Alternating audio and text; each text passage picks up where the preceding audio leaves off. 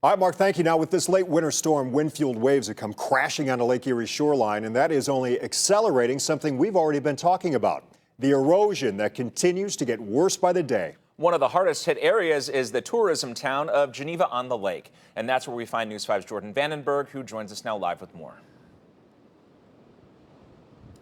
You know, this part of Northeast Ohio doesn't appear to have gotten as much snow as some other communities, but it is making up for it in the wind and the waves. You could probably hear the waves of Lake Erie behind me, but the erosion is what we're talking about right now. You can see that this walkway at this beloved park right in the heart of Geneva-on-the-Lake is about to fall in. It looks like it's one bad wave or one bad storm away from falling in. And officials hope to save this park, but with each passing day, it is getting harder to do. At Geneva Township Park, alone in his car, alongside his trusty co-pilot, Jim Hevner. Oh, I come down to walk my dog and just to see how bad it's getting. Watches Ohio's borders Check it out every day. change in real time.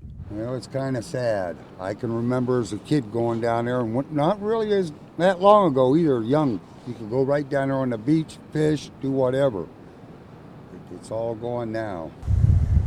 The wind-whipped waves eat away at Geneva Township Park like a game of Pac-Man. I've literally watched chunks of dirt fall.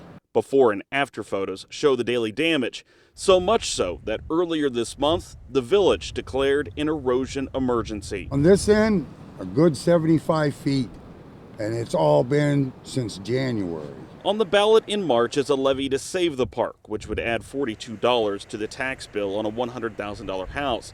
State lawmakers are also considering emergency funding to help cities repair critical infrastructure impacted by erosion. I work for an excavating company, and they had us here looking at it before, but it was nowhere near this bad.